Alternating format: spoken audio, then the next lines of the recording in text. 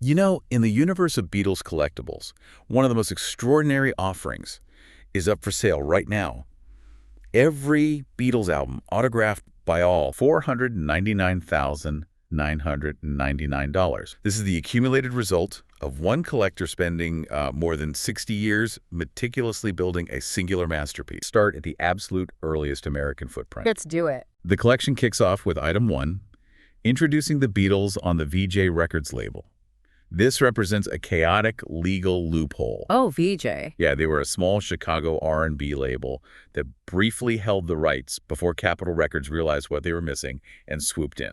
Because of that brief, frantic window, fully signed American pressings from the VJ era are incredibly scarce. Totally. To have all 4 original signatures preserved on this specific pressing makes it a rare find and, without question, the real McCoy. Absolutely. And by the way, if you're listening to this on podcasts and you want to see photos of these auction items and the eBay links, visit us at BeatlesFinds.com. Yeah, definitely go check that out.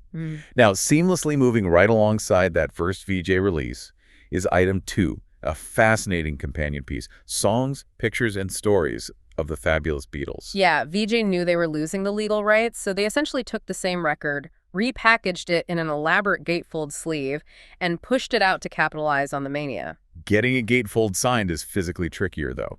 Oh, for sure. It's a larger, clunkier object to hand a musician in a crowded room. Which is why the preservation is so stunning.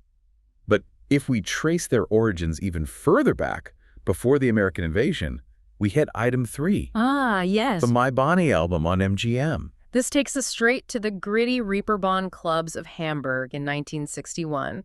This captures the pre-fame group backing singer Tony Sheridan. The contrast there is just mind-blowing to me. Imagine these guys sweating in a German basement club, completely unknown, and now those same signatures are sitting framed under museum glass. Yeah, and for you listening, there is a specific detail about this album. It includes the track Cry for a Shadow. Right. That is the only officially released recording ever credited to John Lennon and George Harrison as co-writers. Wow. Finding this signed is an exceptional, absolute standout item. It's the exact recording that made record shop manager Brian Epstein discover them. Incredible. So from the basement clubs, we suddenly hit the stratosphere.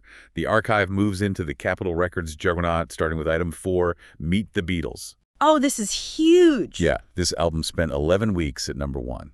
This is the exact piece of vinyl that turned the band into an American phenomenon. And Capitol knew they had lightning in a bottle.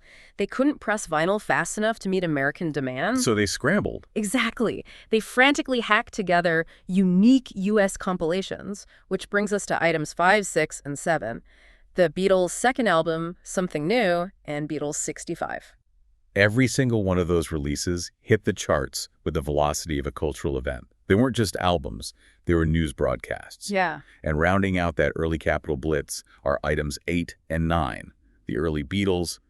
What you have to realize about this cluster of Capitol releases is the sheer logistical miracle of acquiring these signatures. The band was in the middle of peak touring madness. Right, dodging screaming mobs trapped in hotel rooms. Exactly. Having all 4 members sign every single one of these releases and having the provenance prove they are the genuine article is staggering. That perfectly transitions us from their studio pop domination into their cinematic era. We shift to item 10. The standard United Artists pressing of the A Hard Day's Night soundtrack. A massive milestone because it was the first album consisting entirely of Lennon-McCartney originals. Right. And critics at the time were actually comparing the film's pacing and wit to a Marx Brothers comedy. But the collection doesn't stop at the standard pressing. No, it doesn't. Right next to it is item 11, a stunning international variant. A Hard Day's Night pressed by Odeon Toshiba in Japan on red vinyl.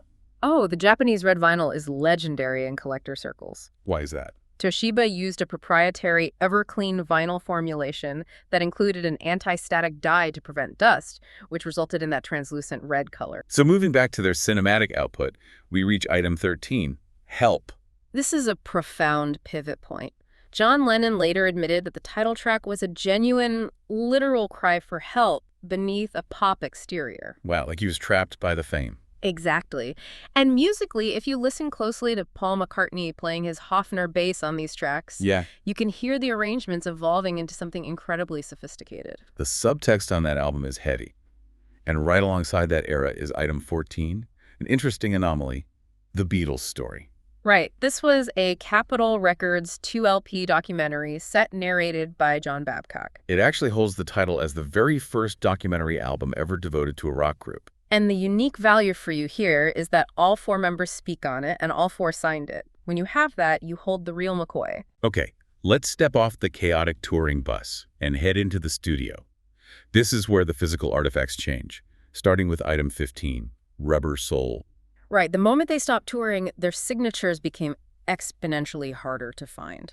Because they weren't walking past fans at airports anymore. Exactly. And Rubber Soul was a catalyst. It inspired Brian Wilson of the Beach Boys to make Pet Sounds. Which in turn inspired our heroes to go back to the drawing board. They locked the studio doors, triggering the most consequential 18 months in music history. Bringing us directly to item 16, Revolver. The studio innovations on Revolver are staggering. You have backward guitar solos, tape loops manipulated by hand. And crucially, George Harrison finally stepping up as a major songwriter. And the culmination of that intense studio isolation is item 17, Sgt. Pepper's Lonely Hearts Club Band. Widely considered the most influential album in recorded history. Taking home 4 Grammys. And just to give you context on the market value, a single signed copy previously sold at auction for $290,500. Just mind-blowing. And following that peak, item 18 is Magical Mystery Tour, which frames this perfect bridge between their psychedelic peak and the complex late period. Which brings us to a fascinating point. As we enter the late period, getting all 4 members in the same room to sign anything became nearly impossible. Well, we're fracturing. Exactly. The scarcity here goes off the charts. This brings us to the crown jewels of the auction, beginning with item 19, the White Album. To understand the extreme rarity here, look at the historical data. Only 2 fully signed copies of the White Album were previously known to surface publicly. And one of those fetched $223,822 at auction. Astonishing. And right next to it is item 20, Abbey Road. We all know the iconic crosswalk cover. Yeah. Frank Sinatra called George Harrison's track Something from this album the greatest love song of the past 50 years. Wow. Much like the White Album, only 2 signed copies were previously known to exist, making this definitively a rare find. Then we hit the absolute summit. Prepare yourself for this fact. Item 21, Let It Be. Yeah. Auction experts state that a fully signed copy has never been publicly documented. Let that sink in. This is potentially the only known fully autographed copy in existence. Because they were practically at war with each other when this came out. Exactly. They didn't sit in a green room and sign this together. A collector had to track them down individually over years to complete it. The dedication is incredible. From that impossible peak, we wrap up their recorded legacy with some compilations. Item 22 is Hey Jude. Anchored by the title track, which spent a record-breaking 9 weeks at number 1 in 1968. Followed by item 23, the Yellow Submarine soundtrack. Yeah, rounding out that animated legacy. And then we have items 24 and 25, the Red Album and the Blue Album. These 2 compilations represent the most comprehensive overview of their complete recording legacy. Having them fully signed is just the perfect capstone. But there is one final puzzle piece in this auction. Item 26, the Live and Let Die original motion picture soundtrack. This is the ultimate anomaly. How so? It's Paul McCartney and Wings performing the Bond theme, produced by George Martin. Ah, right. To get all 4 Beatles to sign a post-breakup release like this is a remarkable intersection of histories and an undisputed standout item. It paints a picture of a collector who wanted the entire historical narrative in ink. And that raises an important thought for you to consider. You cannot recreate this. No, you really can't. 2 of these artists are gone and the other 2 are in their 80s. You could have endless money tomorrow, and you still couldn't build this from scratch. It's a permanent piece of history.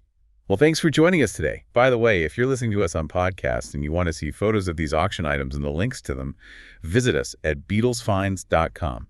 It's the Beatles. All day, every day, 8 days a week. Cass will do it again tomorrow. Oh, absolutely. Have a great day, everyone. Until next time. When you listen, your mind conducts its own auction.